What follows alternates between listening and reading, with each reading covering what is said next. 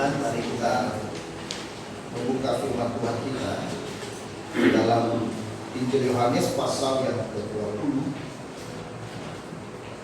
Yohanes pasal yang ke-20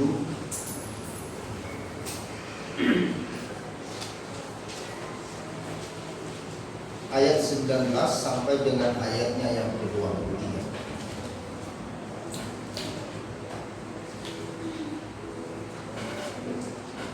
Yohanes pasal 20 ayat 19 sampai dengan ayat yang ke-23. Mari kita akan baca bersama-sama. Yohanes pasal 20 ayat 19 sampai dengan ayat yang ke-23. Mari kita baca bersama-sama. Demikian firman Tuhan. Ketika hari sudah malam, pada hari pertama minggu itu, berkumpullah murid Yesus di suatu tempat dengan pintu-pintu yang terkunci, karena mereka takut kepada orang-orang Yahudi. Pada waktu itu datanglah Yesus dan berdiri di tengah-tengah mereka dan berkata, "Damai sejahtera bagi kamu." Dan sesudah berkata demikian, Ia menunjukkan tangannya dan bambunya kepada mereka. Murid-murid itu bersukacita ketika mereka melihat Tuhan. Maka kata Yesus sekali lagi, "Damai sejahtera bagi kamu. Sama seperti Bapa mengutus aku, demikian juga sekarang aku mengutus kamu." Dan sesudah berkata demikian, Ia mengembusi mereka dan berkata, "Terimalah Roh Kudus. Jikalau kamu mengampuni dosa orang, dosanya diampuni. Dan jikalau kamu menyatakan dosa orang, tetap ada, dosanya tetap ada." Amin. Berbahagialah kita saudara-saudara yang sudah membaca firman Tuhan pagi ini, dan kita adalah orang yang berbahagia, yang percaya dan melakukan firman Tuhan. Saudara-saudara, ketakutan adalah sebuah hal yang nyata. Saya pun sering mengalaminya. Ada masa-masa di mana saya merasa sangat takut, khawatir, ataupun sedih. Di saat itu terjadi, biasanya saya sulit tidur, gelisah, bahkan mungkin berkeringat sangat deras. Hal yang sama juga terjadi dengan para murid Yesus, saudara-saudara.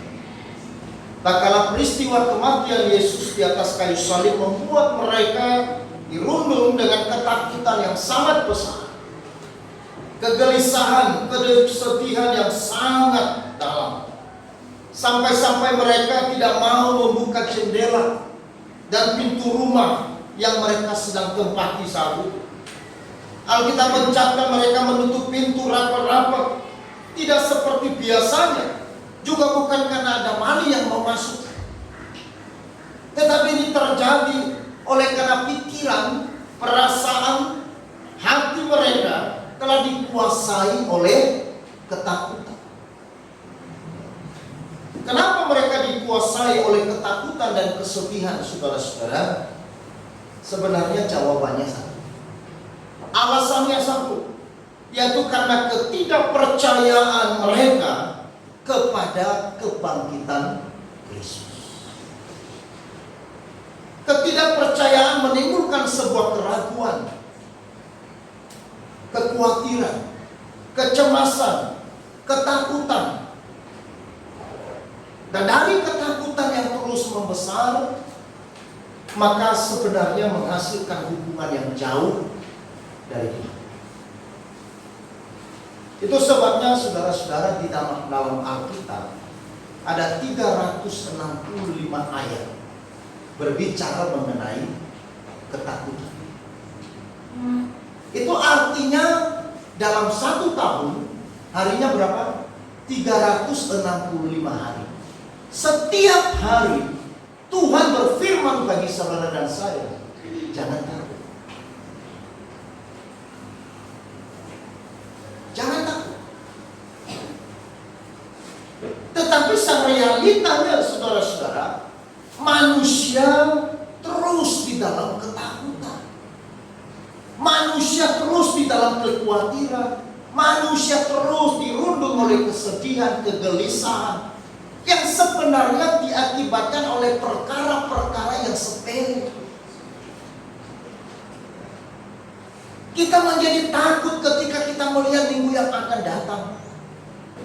Kita menjadi khawatir ketika kita melihat anak-anak kita menjadi tumbuh besar. Kita menjadi takut ketika kita melihat umur kita bertambah. Kita menjadi takut ketika berat badan kita bertambah. Kita juga menjadi takut dan mulai khawatir ketika kita bercermin dan kemudian melihat rambut kita mulai rontok. Saudara, banyak hal yang membuat orang-orang menjadi takut. Maka itu sebabnya tidak salah di dalam Alkitab mengenai ketakutan dia harus berbicara setiap hari. 365 ayat berbicara jangan takut. Kenapa? Karena manusia yang sudah jatuh ke dalam dosa cenderung mengalami ketakutan. Dan Tuhan tidak mau manusia hidup di dalam ketakutan, apalagi sebagai orang percaya. Mengapa saudara-saudara kita tidak boleh memelihara ketakutan, kegelisahan, kekhawatiran, dan kesedihan dalam hidup kita? Karena itu akan menjauhkan kita dari hadirat Tuhan. Ketika Adam dan Hawa jatuh dalam dosa, lalu kemudian mereka dikuasai oleh ketakutan. Ketakutan itu membawa Adam dan Hawa mendekat atau menjauh dari Tuhan. Menjauh dari Tuhan. Bukan hanya menjauh, tetapi menyembunyikan wajahnya di hadapan Tuhan. Berpaling dari Tuhan. Saudara-saudara, ini bukan main-main. Masalah ketakutan dan kesedihan ini serius Tuhan berbicara di dalam Alkitab. Itu semuanya di dalam sabda pembukaan tadi Tuhan mengatakan kamu jangan takut dan kamu jangan bimbang. Karena ini berbicara mengenai apa? Ketidakpercayaan. Ketakutan hadir, kegelisahan hadir, kekhawatiran hadir. Alasannya apa? Karena ketidakpercayaan. Maka ketidakpercayaan ini adalah hal yang paling serius di dalam iman orang percaya. Ketidakpercayaan saudara-saudara kita kepada Tuhan, ketidakpercayaan kita kepada kitab suci, ini adalah masalah yang paling serius dari hal yang lain. Kalau saudara sudah tidak lagi percaya dengan Tuhan, sudah tidak lagi percaya dengan kitab suci, ini adalah hal yang paling serius. Ini adalah hal yang paling serius. Engkau punya kelemahan yang lain, boleh. Engkau punya kekurangan. Tetapi kalau engkau sudah tidak lagi percaya Tuhan dan tidak lagi percaya kitab suci, ini masalah serius di hadapan Tuhan. Karena Alkitab mengatakan iman yang menyelamatkan kita. Amin. Bukan perbuatan kita. Maka iman ini adalah hal yang patut dipelihara. Ini adalah sesuatu yang paling serius. Yang membedakan saudara dengan manusia yang lain itu apa? Yang membedakan saudara dengan orang yang lain itu apa? Secara moralitas saudara-saudara mungkin mereka lebih baik dari kita. Secara ketaatan kepada aturan-aturan agama, kita harus malu dengan orang yang lain. Saya mau tanya, siapa yang puasa sampai 1 bulan? Siapa orang jemaat dia? Jangan 1 bulan. 1 hari puasa itu udah wah apa-apa gitu. Coba saudara kita yang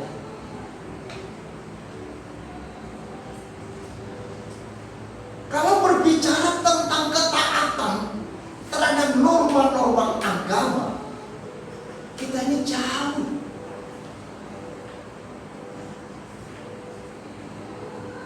Kalau di Jawa itu saudara-saudara, itu jam 3:30 itu orang sudah keliaran di jalan.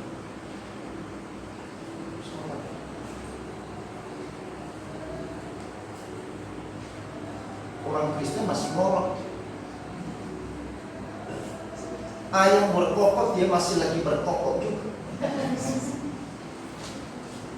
Bahkan banyak orang Kristen yang masih sampai jam 12 masih berkokok, sehingga tidak mau ke gereja. Kenapa? Tidak bisa dilawan pokoknya. Kita sering ini bukan serius. Soal apa sih? Coba perhatikan saudara-saudara, tetangga-tetangga kita. Ketaatan mereka kepada norma agama mereka begitu taat. Pagi-pagi sore itu perlu uang semua, uang semua tuh.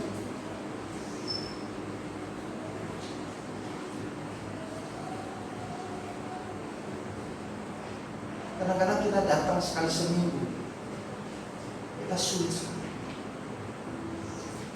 Ini persoalan apa? Ini persoalan ketidakpercayaan. Maka waktu berita kebangkitan Yesus didengar oleh para murid, dari perempuan-perempuan yang datang menjenguk kubur Yesus di pagi hari ini, mereka sebenarnya sudah mendengar sejak dari tadi pagi, dari Maria Magdalena, dari Salome dan Maria ibu Yesus.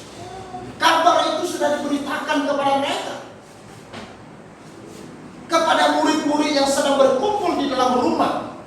Tetapi saudara, suasana ruangan itu, di situ dikatakan tadi dalam ayat kitab suci, mereka menutup pintu rapat-rapat. Tidak seperti biasanya, tidak lazimnya. Tapi kenapa? Karena mereka sedang dikuasai oleh ketakutan dan kesedihan. Itulah sebabnya saudara-saudara, ketika manusia tidak terkoneksi dengan Tuhan, akibatnya adalah ketakutan. Kalau ketakutan saudara makin besar, kekhawatiran saudara makin tinggi, kegelisahan saudara itu makin membara, dan kamu tidak bisa tidur dari hari ke hari. Tidak perlu beli obat tidur, tidak perlu ke dokter. Bukan, periksa imajinasi. Terkoneksi saudara dengan Tuhan apa?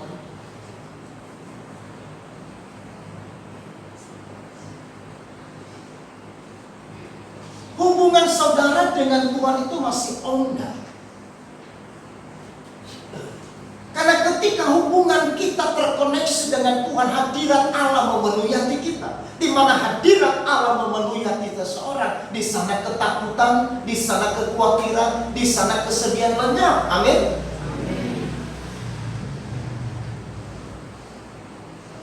Nah, persoalannya hubungan kita dengan Tuhan terkoneksi enggak? Atau kita sedang berpikir bahwa kita sebenarnya orang beriman, tetapi saudara-saudara, sebenarnya kita tidak beriman sepenuhnya.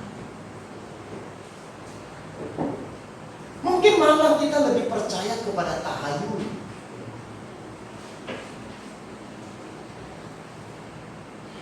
Kadang-kadang ironis, orang Kristen yang sudah mendengar kitab suci, orang Kristen yang sudah mengenal Yesus, tetapi di dalam praktek iman, kita lebih mempercayakan hidup kita kepada tahayul daripada mempercayakan totalitas hidup kita kepada Yesus.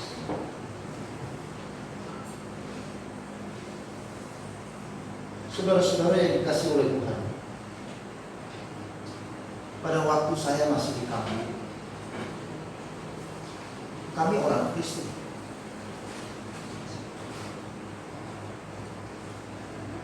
sudah baca Alkitab, sudah tahu kitab suci,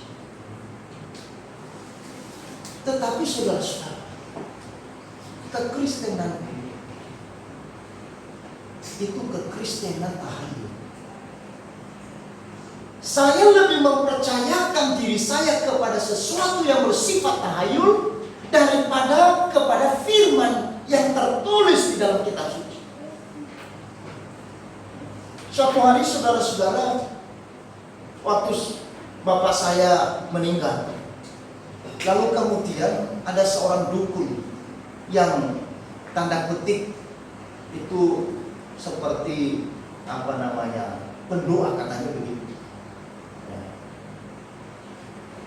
Datang, wah, ini setan bapak ini belum keluar dari rumah, dan nanti dia akan bolak-balik di rumah ini sehingga menimbulkan ketakutan yang membuat rumah ini tidak damai, karena ada sesuatu yang, karena dia sayang sekali dengan anak yang paling terakhir ini. Kebetulan saya anak yang paling terakhir.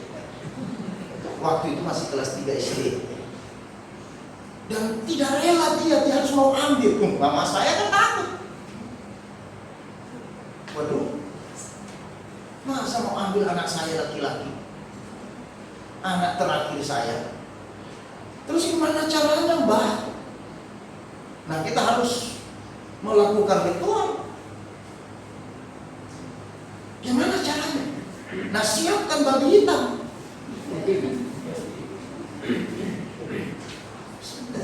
Babi hitam yang cukup bagus, yang gemuk. Tapi hitam. Semua hitam, kuku hitam, jangan ini pulsa, tidak ada yang putih. Semua hitam. Ini benar. Mama saya lebih percaya kepada tahayul. Terhadap itu, saudara-saudara, mama saya harus pinjam uang. Dia harus keluarkan uang yang banyak untuk beli babi hitam. Nah, kalau cari babi hitam yang betul-betul babi hitam penuh semua hitam, tidak ada bintik putih, itu kan orang susah carinya. Kalaupun ada orang itu, kalau mereka pasti tahu, oh ini mungkin perlu sesuatu, nah dinaikkan harga, itu saya berani beli. Karena dia percaya, kalau babi hitam tidak dipotong,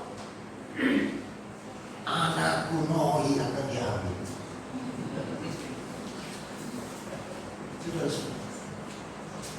Benar, sembah datang sore jam 6, ritual diadakan. Lalu kemudian disuruh babi itu disembelih dan semua dimasak dengan baik. Kaki dan tangan segini untuk keluarga boleh makan. Semua yang isinya dikasih di tangan besar, lalu dibawa di dalam kamar di mana bapak saya tidur. Dan itu kamar harus begitu, tidak ada yang boleh masuk. Nah, waktu kecil saya ini kan nakal juga. Ini mbak ini bikin apa di dalam kamar ya? Akhirnya saya naik di atasnya. Naik di atas, pintu di dalam. Kenapa? Waktu itu saya sedih sekali. Sebenarnya ingin makan daging itu. Waktu dimasak di dapur, mama saya larang saya makan. Saya mau makan, jangan. Ini harus dibawa. Ini aja makan kukunya, ini yang ini kan. Waduh, yang anak kecil kan. Saya mau ambil dilarang. Saya iri. Loh, kenapa kok semua dagingnya semua dimakan oleh mbak dukun? Kemudian saya naik ya, saya lihat ditutup dengan kain. Nah, setelah itu dia dari dalam kamar, boleh makan. Akhirnya yang di luar makan, dia juga makan di dalam. Saya masih ingat itu. Saya masih ingat betul itu. Bagaimana dia makan daging itu dengan lahap, dan dalam itu di atas loteng saya dia. Saudara, ini tahayul. Tetapi waktu pergi ke gereja, ibu saya hitung-hitungan memberi persembahan yang seharusnya itu perintah Tuhan, tertulis dalam kitab suci. Mana uang recehan? Mana?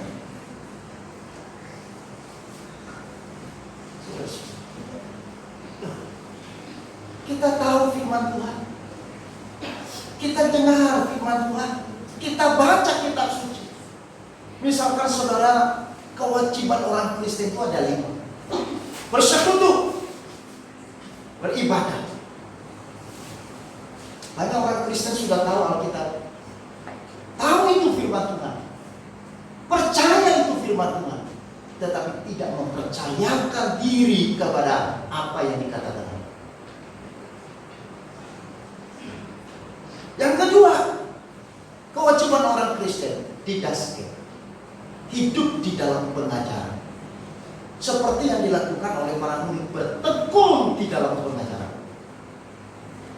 Sudah, bahwa orang Kristen terpanggil untuk belajar firman Tuhan supaya bertumbuh.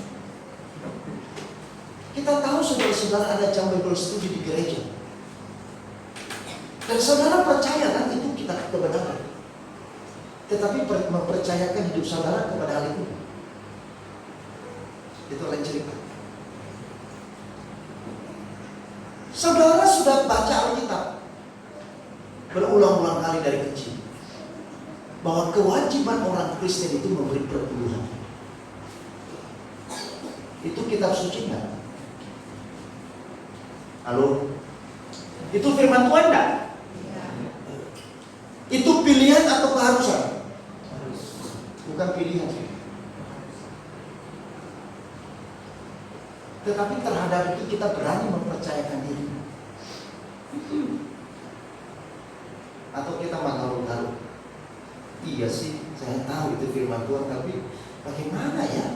Nanti kalau kurang, bagaimana ya? Ini masih banyak ini utang. Saudara, ini masalah kepercayaan. Bagaimana saya mempercayai Tuhan di dalam kekuranganku? Ini masalahnya.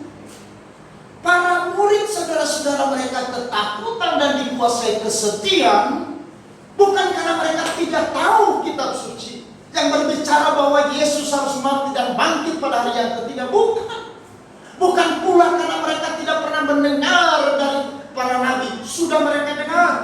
Tiap ibadah di dalam sinagog, Alkitab berbicara. Mereka berulang-ulang kali membaca kitab nabi-nabi yang dinubuatkan kepada mereka. Bahkan dari murid Yesus sendiri berbicara itu kepada mereka. Tetapi saudara-saudara, ketika sampai pada saat Yesus mati, ketika kitab suci dan firman Tuhan itu tergenapi, mereka justru berbalik dari Tuhan. Mereka justru tidak mempercayai Tuhan. Mereka justru dikuasai oleh ketidakpercayaan, dan akibatnya mengakibatkan mereka takut, mengakibatkan mereka khawatir, mereka dalam kecemasan dan sebagainya. Maka waktu kita tidak taat kepada firman, sebenarnya di situ ketakutan. Kenapa orang Kristen tidak memberikan perpuluhan misalnya?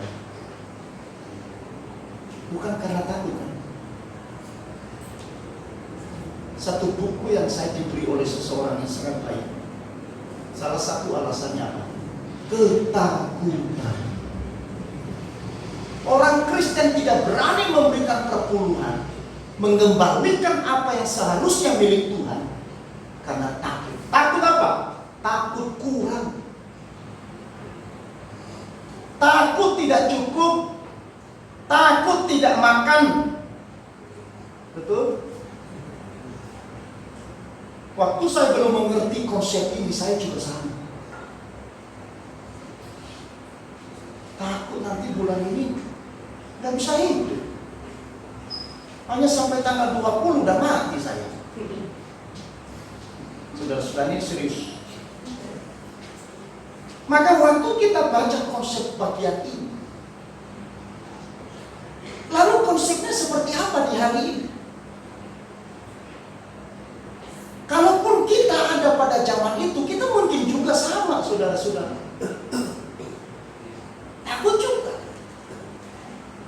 Ketakutan untuk mentaati firman Tuhan, ketakutan untuk melakukan apa yang dinubuatkan oleh firman Tuhan, apa yang tertulis dalam kitab suci, itu disebabkan kenapa? Ketidakpercayaan.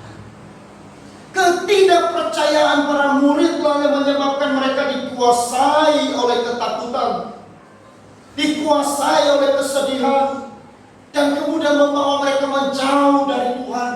Hubungan mereka menjadi rusak, hubungan mereka menjadi tidak harmonis, hubungan mereka dengan Tuhan tidak lagi on, koneksinya terputus. Karena koneksi terputus dengan Tuhan, sehingga sinyal dengan Tuhan itu menjadi terganggu. Saudara-saudara, pada tahun 2005 saya pulang ke Nias. Itu di kampung saya itu baru jaringannya dipasang, jaringan HP, handphone itu. Nah, saudara tahu tahun 2005-2004 kan tidak seperti hari ini kan? Betul ya? Kalau di kampung beda di kota. Harus cari jaringan kadang-kadang ada di atas pohon. Sebenarnya kadang-kadang kita pergi ke atas jembatan. Kadang-kadang kita cari tempat yang agak tinggi. Nah, kebetulan di kampung saya, tepatnya di rumah saya, itu memang dia agak begini. Jadi kami rumah di sini. Sehingga sinyal HP nggak bisa masuk waktu itu. Beda sekarang. Nah, maka kalau orang kampung mau telepon, mereka harus naik ke pendakian. Nah, pendakian ini saudara itu ada kuburan. Nah, itu jalan raya, itu cocok dia. Nah, sini. Tapi kuburan di atas. Nah, kuburan ini lebih tinggi lagi. Nah, suatu hari saudara-saudara tahun 2005 waktu saya pulang, saya lagi bermain di rumah teman kecil saya. Karena sudah lama tidak ketemu, lalu kemudian ketemu sudah tua, akhirnya lama ngobrolnya, minum kopi, ya, bahkan sampai dikasih makan. Akhirnya saya pulang agak-agak mungkin jam 8 lah ke rumah. Jalan kaki kan tidak terlalu jauh. Tapi saya harus lewat di kuburan. Oke, nah kuburan itu agak tinggi. Nah, jalan ini lalu dia kuburannya lebih tinggi. Saya jalan kaki begitu. Penerangan jalan nggak ada, kan gelap. Waktu saya sampai di jalan yang di kuburan, saya dikagetkan dengan bunyi yang melompat dari atas itu ke jalan lain. Jadi seolah-olah ada orang yang lagi melompat dari dalam kuburan turun dari jalan. Saya kaget, gelap saudara-saudara. Kan tidak lihat jam 8 malam, nggak ada penerangan jalan. Kaget sekali. Ya. Ada apa? Siapa yang bangkit? Nah, kebetulan itu kuburan bapak saya di atas jalannya. Tidak sampai terpikir ke sana. Begitu dia, wah, apa? Lo dari mana? Sinyal. Dia cari sinyal di kuburan. Dalam hati saya, kamu sih enak, tetapi jantung saya hampir copot. Coba bayangkan nih. Malam-malam lewat di depan kuburan, tiba-tiba dari atas kuburan lompat di jalan mendekati saya. Itu gimana rasanya? Ya, rasanya gimana? Jantung mencopot. Ini ada apa? Akhirnya kami tertawa. Wah, hebat juga ini bapaknya. Ini habis kebetulan saya penting sekali. Anak saya harus telepon dari luar kota. Sinyal putus-putus, makanya mau tidak mau saya harus naik ke atas kuburan. Sama. Ketika hubungan kita dengan Tuhan itu mulai terganggu, sinyalnya mulai terganggu, maka ada sesuatu yang kita mulai merasakan ada sesuatu yang syirih. Kita mulai merasakan ada sesuatu yang kurang ini, betul? Karena sebenarnya apa? Bukan Tuhan tidak ada, bukan Tuhan tidak hadir, tetapi karena kita lagi off. Kita yang meng-off-kan diri dengan Tuhan. Bukan Tuhan yang off. Cuman kita pikir, oh Tuhan gak ada ya. Ini ada masalah pergumulan kok Tuhan off ya. Kemana dia ya? Jalan-jalan kemana ini Tuhan? Jalan-jalan lagi ke Amerika. Saudara, bukan. Tuhan itu selalu on. Tuhan itu maha hadir. Tuhan itu maha tahu. Tuhan itu maha ada. Tetapi kita yang bagaimana? Yang meng-off-kan diri di hadapan Tuhan. Kita yang berpaling dari hadirat Tuhan. Sehingga di situ hubungan kita, sinyal, ya, koneksi kita dengan Tuhan mulai terganggu. Terganggunya koneksi kita dengan Tuhan itu mulai ada keraguan. Kita mulai kalau HP kan sinyalnya ini kan itu sudah. Itu kan kadang-kadang bingung juga kita bikin hati, kenapa sih? Kadang-kadang mulai marah kita. Sudah sih. Kadang-kadang kita mulai aneh-aneh, kita mau cari ke tempat atas, kita naik ke naik di pohon, orang pikir kita lagi manjat atau cari durian, padahal enggak, lagi HP. Saudara-saudara, ini masalahnya di situ. Para murid dikuasai oleh ketakutan dan kesedihan karena ketidakpercayaan mereka kepada kitab suci, kepada firman Tuhan yang disampaikan oleh Tuhan kepada mereka. Mereka hafal dan tahu bahkan dengar firman Tuhan, tetapi mereka tidak mempercayakan diri mereka pada firman Allah yang hidup dan kekal itu. Mereka setuju dengan akal mereka. Apa yang 4 kali Yesus katakan berulang-ulang kepada mereka sebelum dia mati, sebelum dia disalibkan, bahwa anak manusia harus bangkit dari antara orang mati. Mereka setuju dengan itu. Apa yang dinubuatkan di dalam kitab Yesaya dan kitab-kitab yang lain, para murid sebagai orang Yahudi, mereka setuju dengan firman Tuhan itu. Akal mereka setuju dengan kitab suci. Tetapi persoalannya apa? Mereka tidak berserah dan tidak mempercayakan iman mereka kepada kitab suci.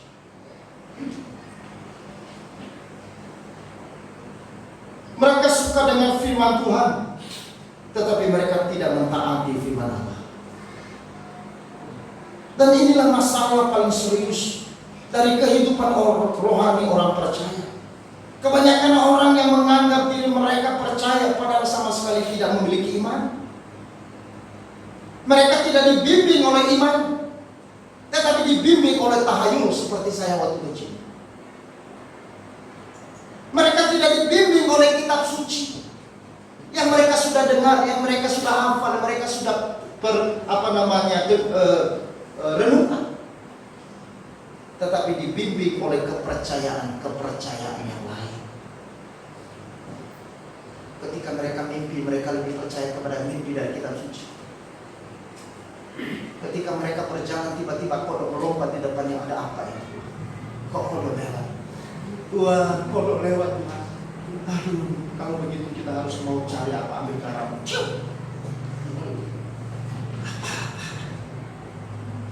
Sinar dia dengan garam. Kenapa? Kalau tidak, masa depanku akan hilang. Ketika seorang gadis perawan berjalan, lalu kemudian ada ular lewat, waduh, hati-hati. Saudara-saudara, praktek-praktek, tradisi-tradisi, tahayul-tahayul, kepercayaan-kepercayaan yang sebenarnya bukan firman Allah, justru itu yang dipercayai oleh siapa? Orang Kristen. Tapi berbicara dengan kitab suci, berbicara tentang apa yang diperintahkan oleh Tuhan mengenai kewajibannya, diabaikan. Wah, ya itu kitab suci, itu sudah tertulis dalam kitab suci. Tetapi saudara-saudara, kebenaran yang bukan kebenaran, tapi justru mereka melakukan. Sehingga itu yang disebut dengan kekristenan tradisional. Banyak orang Kristen, tetapi kekristenannya dibimbing oleh tahayul, bukan dibimbing oleh firman Allah yang hidup. Ini kita harus serius, saudara-saudara. Oleh karena itu, bagaimana mengatasi ketakutan dan kesedihan dalam hidup kita? Jawabannya hanya dua. Hanya dengan kepercayaan pada Tuhan. Semakin besar iman, semakin kita percaya kepada Tuhan, semakin ketakutan, kesedihan, kekhawatiran kita lenyap. Iman yang melenyapkan ketakutan. Itu sebabnya ketika Petrus yang disuruh, diperintah oleh Tuhan, kamu berjalan. Lalu kemudian Tuhan menegur, di manakah iman? Ada banyak ketakutan kita dalam hidup. Ketakutan ekonomi, ketakutan masalah anak, ketakutan dengan kesehatan, ketakutan dengan segala macam. Saudara-saudara, semua itu hanya bisa diatasi dengan apa? Perkuat iman kita kepada Tuhan. Hidup ini penuh dengan pasang surut, dan mempercayai Tuhan dapat membawa ketenangan dan damai sejahtera. Itu sebabnya ketika para murid dikuasai ketakutan dan kesedihan, Tuhan tahu apa yang mereka butuhkan di dalam. Mereka membutuhkan ketenangan dan damai sejahtera. Itu sebabnya di dalam Nats ayat yang ke-19 sampai 23, 2 kali Yesus berbicara, damai sejahtera bagi kamu, damai sejahtera bagi kamu. Karena apa, saudara? Karena mempercayai Tuhan, mereka mendapatkan ketenangan dan damai sejahtera.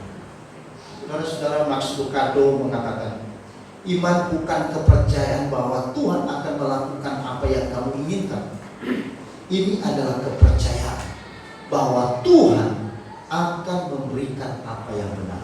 Saudara-saudara, seringkali orang Kristen terjebak dengan kata iman.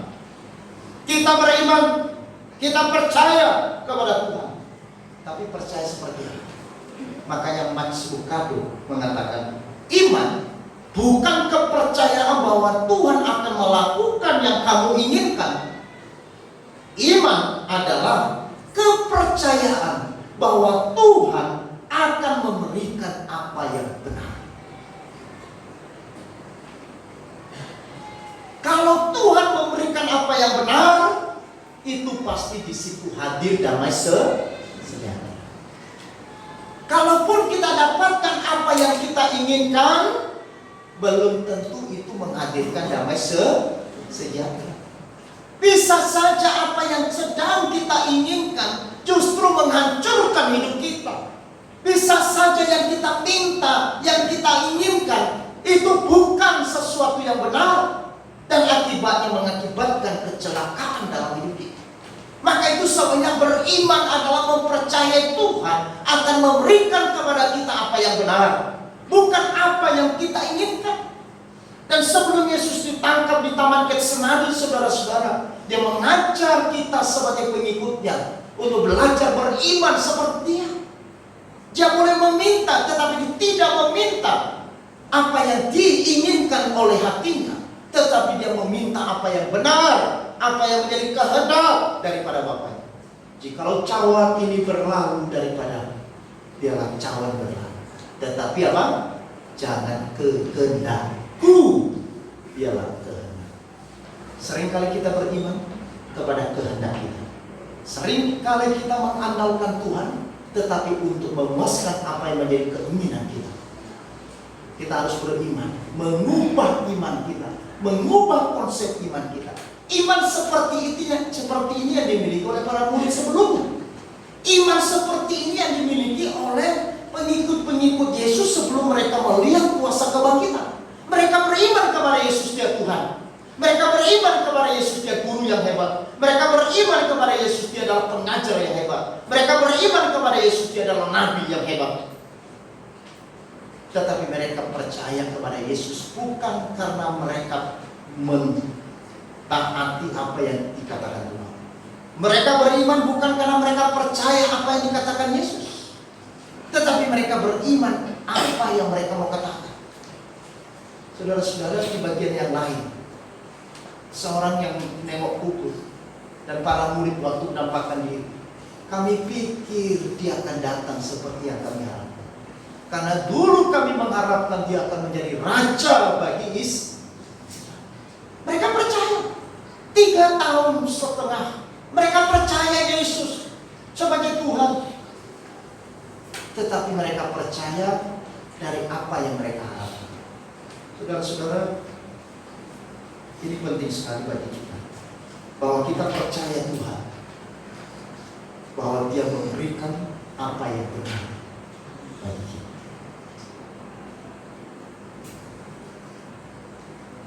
Yang kedua, bagaimana kita bisa mengatasi ketakutan dan kesedihan? Kalau yang pertama dengan iman, yang kedua adalah dengan kasih kepada Dia. 1 Yohanes pasal 4 ayat 18. Demikian Alkitab berkata, di dalam kasih tidak ada ketakutan. Kasih yang sempurna melenyapkan ketakutan. Di dalam kasih tidak ada ketakutan. Di dalam kasih tidak ada kekuatan. Di dalam kasih, di situ ada sukacita.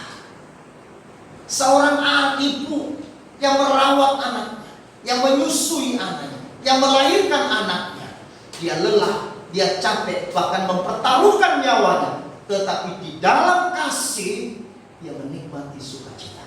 Betul?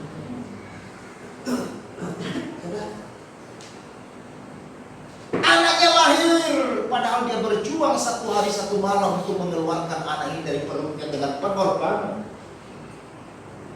Nafasnya hampir putus, tapi begitu dia melihat wajah anaknya, ketakutan akan kematiannya pun lenyap. Betul? Rasa sakit di dalam tubuhnya seakan-akan lenyap. Tubuhnya yang rasanya lemah dan tidak berdaya karena baru melahirkan lenyap. Kenapa? Hadirnya kekasihnya. Saudara, makanya Alkitab mengatakan jangan lelah. Bukan tidak ada lelah, bukan berarti tidak ada capek, bukan berarti tidak ada kejenuhan di dalam kita mengiring Tuhan. Tetapi karena kasih kita kepada Tuhan memberi kita kekuatan untuk menjalani hidup ini. Kasih kepada Tuhan memberikan kepada kita sebuah sukacita, sehingga saudara-saudara kita boleh berjalan meskipun pasang surut, meskipun penuh dengan pergumulan dari hari ke hari. Tetapi kasih kita kepada Tuhan yang mengatasi ketakutan. Saudara-saudara, kasih seorang ibu, kasih seorang ayah pada anak, dia rela mengorbankan diri. Kasih seorang ayah, ada satu video yang pernah saya putar dulu. Seorang petugas palang dari kereta api di jembatan, yang mana dia harus bertugas untuk ketika kereta api lewat, maka dia harus turunkan jembatan itu. Dan waktu itu anaknya bersama dengan dia, anaknya yang masih umur 5 tahun, masih sangat lucu, anaknya laki-laki. Lalu kemudian ada informasi bahwa kereta akan lewat, melintasi jembatan dengan segera dalam waktu 5 menit. Anaknya kemudian turun, dia main di palang jembatan.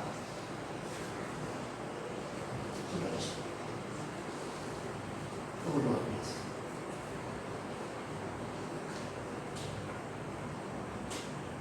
Dan apa yang terjadi? Dia harus mengorbankan anak. Demi siapa? Demi nyawa-nyawa orang yang ada di gerbong kereta api. Itulah yang dilakukan oleh Bapa karena kasihnya kepada saudara dan saya. Dia harus merelakan anak. Dia tidak takut anaknya harus mati terus.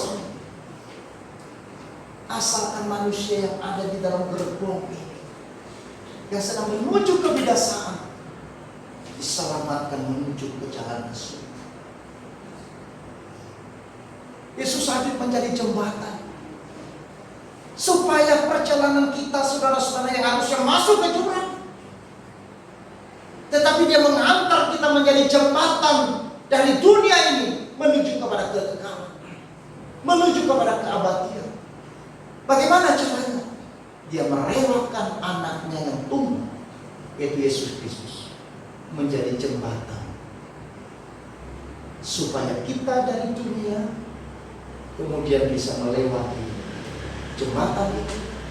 Kita tidak binasa di dalamnya, tetapi kita sampai ke rumah Bapa yang terang.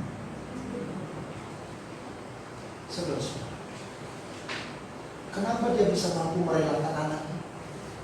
Karena kasihnya Tuhan.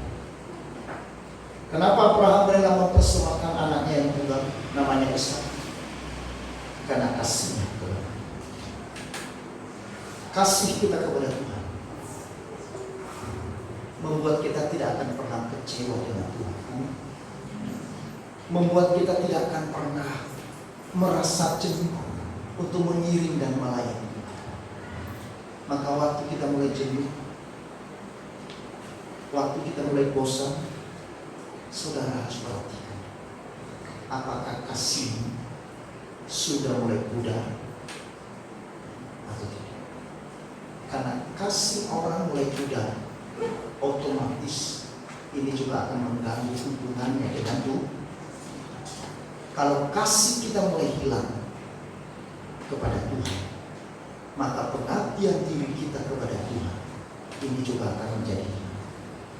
Kalau kasih seseorang kepada Yesus menjadi hilang, maka orang itu akan bisa melakukan apapun yang berlawan dengan hati. Ketika Yudas Iskariot, dia kehilangan kasihnya kepada Yesus seperti sebelumnya. Dia bukan hanya meninggalkan Yesus, tetapi dia bisa menjadi pengkhianat. Makanya jangan heran waktu kalau lihat di YouTube ada pendeta kemudian beralih ke kepercayaan lain. Itu bukan hal baru. Ketika ada orang Kristen tinggalkan gereja lalu kemudian pergi kepada iman yang lain, itu bukan hal yang baru. Zaman Tuhan Yesus sudah terjadi. Dan apa yang menyebabkan? Satu yang menyebabkan, karena kasihnya telah pudar.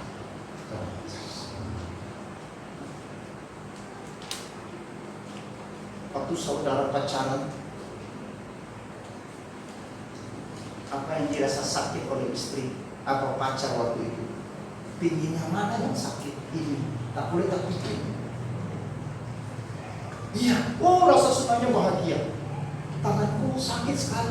Sini. Kamu bisa pijit. Oh, dari dulu saya sudah minta pijit. Tapi waktu dia sudah menikah bertahun-tahun, berpuluh-puluh tahun,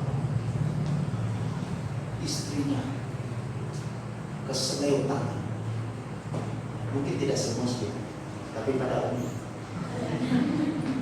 bahagia keseleo rasanya. Siapa suruh? Ya kan? Sakit sekali, boleh bapak pijit. Tapi waktu pacaran, waktu cintanya begitu besar, justru cari-cari cara bagaimana ada kesempatan pijit. Ketika berjalan bersama-sama, kaki pacar tersandung, puji Tuhan, ada kesempatan untuk menggandeng. Nah, itu anak muda di sana. Mungkin saya dulu juga. Tapi waktu sudah menikah berpuluh tahun, jalan sama, istri bukan hanya tersandung, kakinya masuk di dalam selokan sedang berdarah-darah, suaminya jalan terus, tarik sendiri.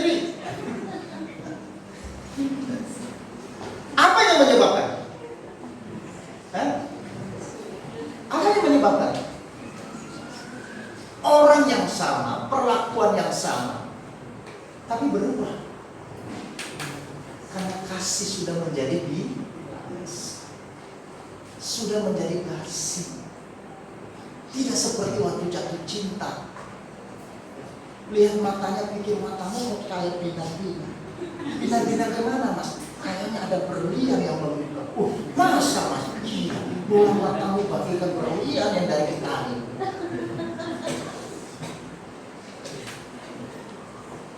Tapi waktu sudah menikah, lihat mata istrinya bilang, kamu kok seperti mata api. Matamu kok seperti naga yang bangkit dari kubur. Aku mau keluar dari rumah itu. Atau sebaliknya istri melihat mata suaminya, lalu dulu matamu kok sayu sekali mas. Tatapanmu membuat aku luluh. Aku tidak bisa menolakmu. Aku tidak punya kekuatan untuk tidak menerima cintamu. Tidak ada. Tapi itu sudah menikah. Dia melihat tatapan suaminya seperti tatapan mak lampir. Kamu kayak seperti Dracula. Suaminya datang dari tempat kerja, sudah lelah, bukannya disuguhin teh atau air, disemprot dengan air liur. Begitu buka pintu, kalau pulang ya. Itu ya di sinetron kan? Bukan di sini, di sinetron. Masalahnya di mana? Masalahnya satu, cintanya melebihi. Sama. Makanya Tuhan mencela kepada jemaat di Efesus, di manakah kasihmu yang mula-mula? Mereka masih beraktivitas, mereka melakukan kegiatan-kegiatan rohani, mereka masih melayani dengan semangat, tetapi kasih mereka menjadi pudar, sehingga hubungan mereka dengan Tuhan tidak ada koneksi. Mereka hanya melakukan ritual, mereka datang beribadah hanya sekedar beribadah karena takut tidak dilihat. Mereka beribadah, mereka melayani karena tanggung jawab saja. Bukan karena kasih mereka kepada Tuhan yang mengasihi mereka. Bukan karena sebuah pengabdian mereka kepada Yesus yang telah mengasihi dan menyerahkan diri menjadi tebusan bagi dosa. Tetapi hanya sebuah formalitas belaka. Bagaimana dengan kasih kita? Bagaimana dengan iman? Ketakutan, kekhawatiran, kesedihan hanya bisa diatasi oleh Tuhan. Yang pertama, iman yang benar. Yang kedua, kasih.